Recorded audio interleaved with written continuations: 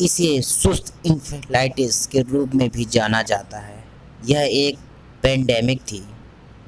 1915-1926 के बीच में दुनिया भर में फैल गई थी। इंफेलाइटिस एक तीव्र संक्रमण बीमारी थी जिसका वायरस मानव के केंद्रीय तंत्रिका तंत्र पर हमला करता था। इस बीमारी की मुख्य विशेषताएं थी बढ़ती हुई उदासीनता, उदापन और सुस्ती। यह नाक और मुंह स्राव से फैलती थी। इंफेलाइटिस लेथार्गिका यूरोप में अपने महामारी रूप में था, लेकिन भारत में इसका प्रकोप अधिक नहीं था। दूसरी बीमारी ये 1918 से 1920 में स्पेनिश फ्लू।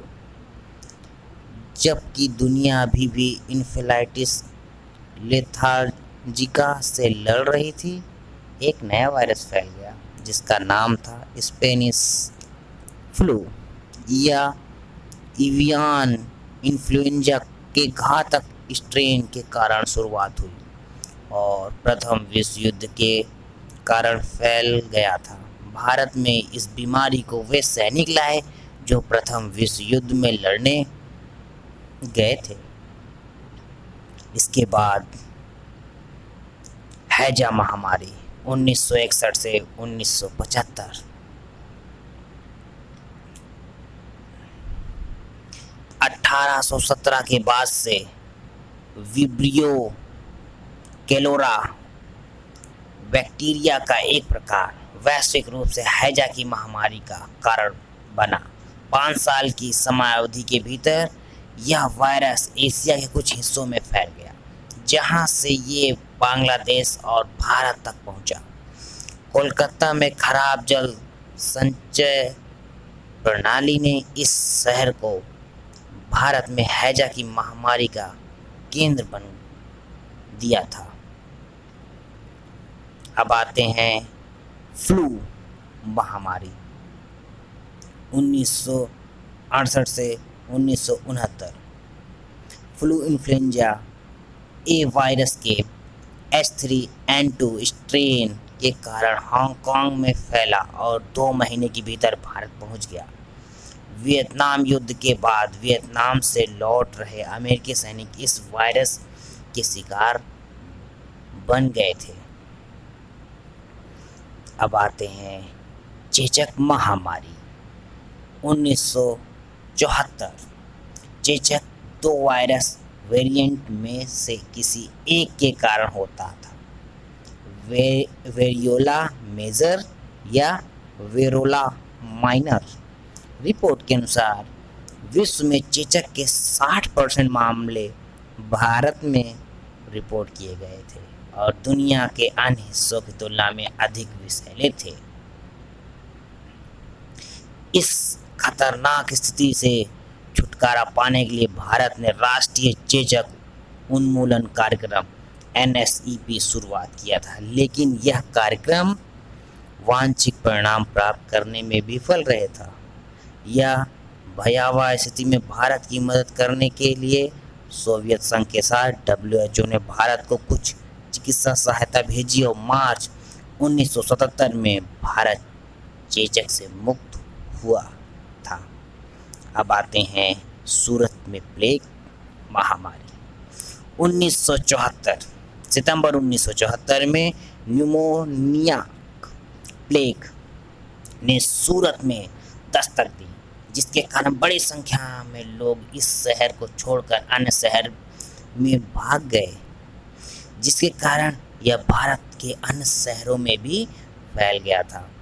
अफवाहों और गलत इलाज की अफवाहों ने स्थिति और गंभीर बना दिया था। लोगों के सामानों की होर्डिंग्स घर में कर ली, जिसके अन्य लोगों के सामने खाद्य संकट पैदा हो गया था।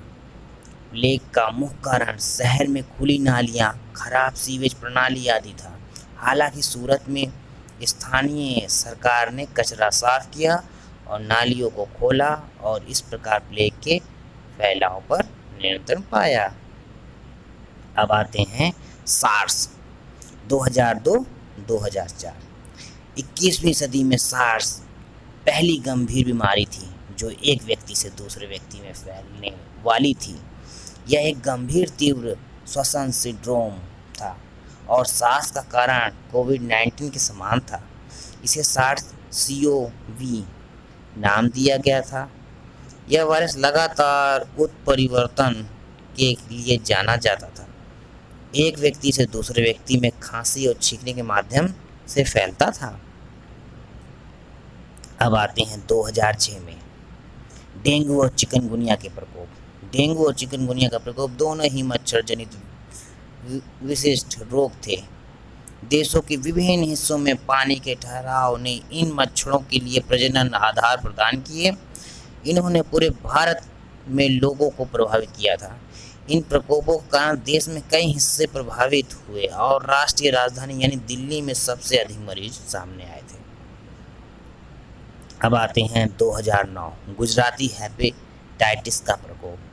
गुजरात में फरवरी 2009 में बहुत से लोग हेपेटाइटिस बी से संक्रमित थे, जो संक्रमित रक्त और अन्य तरल पदार्थों के शरीर के संचरण के कारण फैला था। ऐसा माना जाता है गुजरात में स्थानीय डॉक्टर ने प्रदूषित और इस्तेमाल किए गए सिरिंज का प्रयोग किया था, जिसके कारण यह रोग फैला था।